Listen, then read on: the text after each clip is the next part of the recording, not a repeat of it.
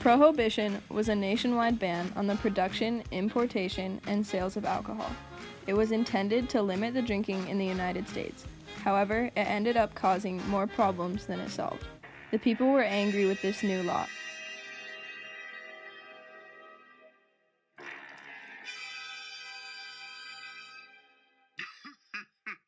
Did you see this, Bernice?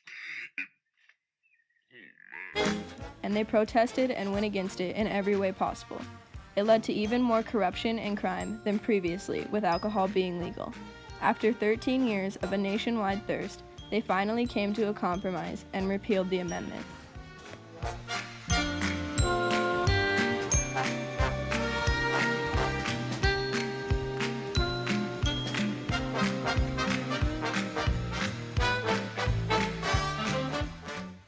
Prohibition lasted from 1920 to 1933.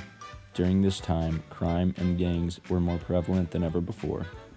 People began to create what were known as speakeasies, sometimes called blind pigs or blind tigers.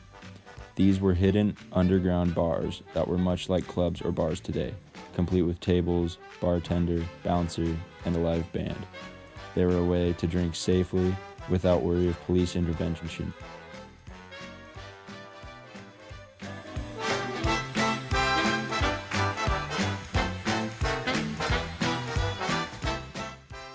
They heavily promoted drinking, gambling, and prostitution. The speakeasies were incredibly hidden so as to hide them from the police. You would need a special password to be able to enter the speakeasies, and oftentimes they would use slang words for alcohol, such as coffin varnish, white mule, rot gut, as opposed to the actual names of the alcohol. People would make their own alcohol or illegally transport it and secretly bring them to the speakeasy by using hip flasks, false books, coconut shells, hot water bottles, and garden hoses.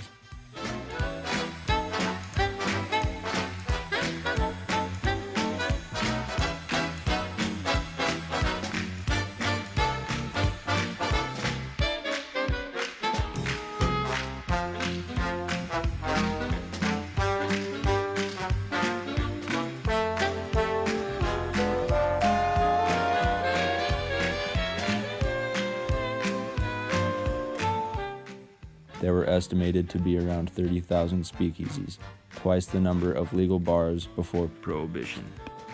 These speakeasies were the cause of gangsterism, gangs such as Al Capone. Al Capone was one of the biggest gangs during the Prohibition era. He was the leader of organized crime in Chicago. He was an American mobster, crime boss, and businessman who supplied many people with alcohol. He once said, "I have spent the best years of my life giving people the lighter pleasures, helping them have a good time, and all I get is abuse, the existence of a hunted man." The gangs would have turf wars. These turf wars not only caused the deaths of gang members, but as well as citizens who had bad blood with the gangs. These gangs would also create corrupt government, from its officials to its police, paying off these two powers for their own benefit. These gangs had both under their thumb. Many citizens would attempt to stand up against Prohibition through protests or sometimes even riots. These would consist of angry citizens who desired the repeal of Prohibition through protests and sometimes a mob that would cause havoc upon their own town or city. Eventually, the protests and riots were effective enough and proved to be major factors in the repeal of the 18th Amendment. Ultimately, the conflicts outweighed the positives.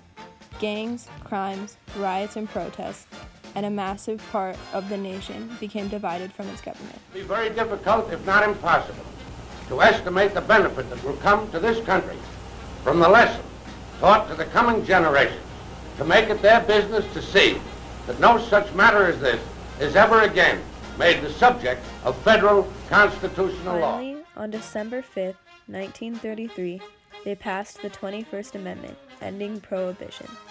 With the ratification of the 18th Amendment, states were free to pass whatever drinking laws they felt necessary. With this compromise, Prohibition was finally over. Dad, what is an alcoholic? Son, do you see those 4 cars? An alcoholic would see 8. But Dad, there are only 2!